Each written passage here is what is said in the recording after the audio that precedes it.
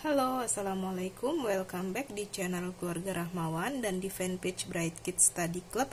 Kita masih akan melanjutkan pembahasan buku Bu Pena jilid 5C tema 6 teman-teman ya. Tema 6 sudah masuk subtema 3 ya. Di sini saya mau bahas ayo berlatih yang ada di halaman 71. Oke, langsung aja kita baca ya. Lengkapi kalimat berikut dengan jawaban yang tepat. Desa Sukamaju terletak di sekitar lereng gunung. Di sekitar aliran sungai terdapat pasir yang telah mengendap. Pasir ini sangat cocok untuk bahan bangunan. Kegiatan ekonomi yang cocok dilakukan adalah karena di sekitarnya banyak pasir yang mengendap, maka kegiatan ekonomi yang cocok dilakukan di desa ini adalah penggalian pasir atau produksi pasir untuk bahan bangunan ya.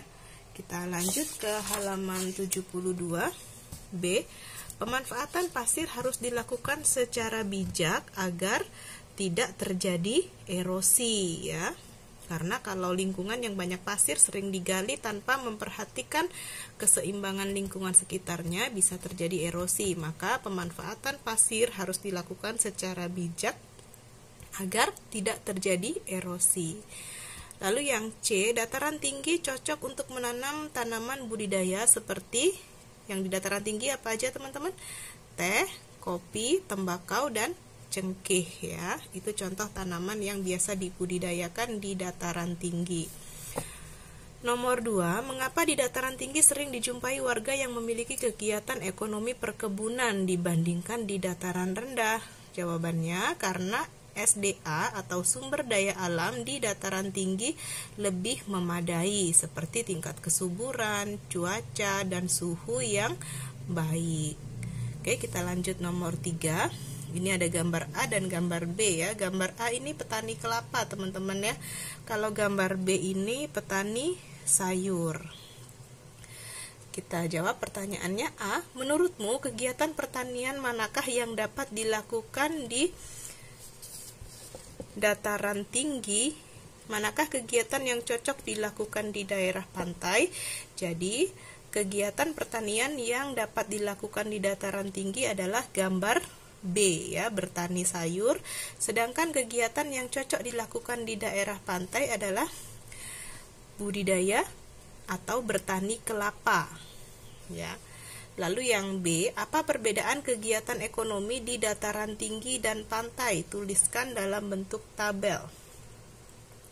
Di sini saya akan bacakan aja perbedaan kegiatan ekonomi di dataran tinggi dan pantai ya. Kalau di dataran tinggi, sebagian besar hidup sebagai petani dan kegiatan ekonominya bergantung pada musim. Sedangkan pada daerah pantai, sebagian besar penduduknya sebagai nelayan dan kegiatan ekonominya bergantung pada cuaca.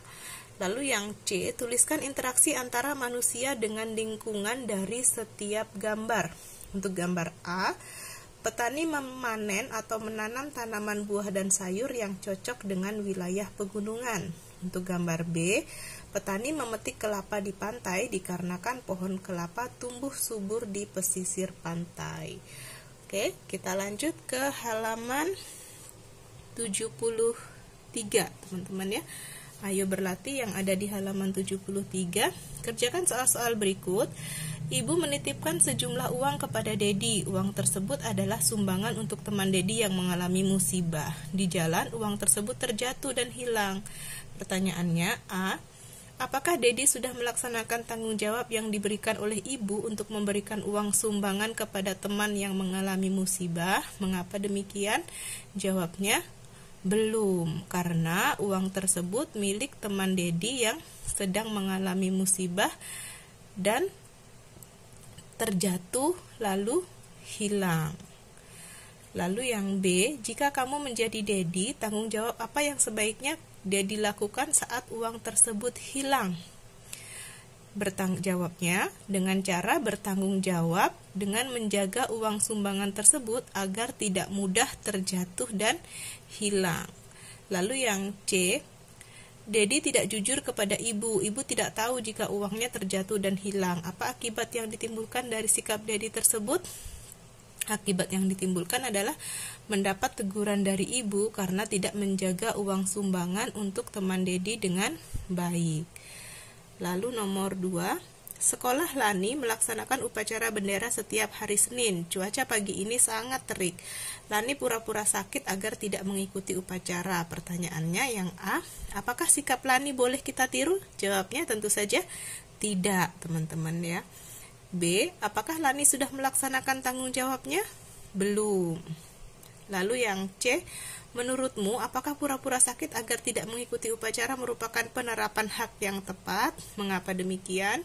Jawabnya tidak tepat ya, karena semua warga sekolah tidak terkecuali Lani wajib menaati peraturan sekolah. Misalnya, wajib mengikuti upacara bendera setiap hari Senin ya.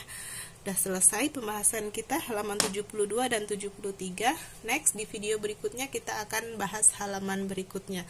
Semoga bisa membantu teman-teman dalam mengerjakan PR ataupun tugas sekolah ataupun belajar secara mandiri di rumah. Jangan lupa like, comment, subscribe, dan share juga ke teman-teman agar lebih banyak yang bisa terbantu. Mohon maaf jika ada kekurangan. Thank you for watching. Bye-bye.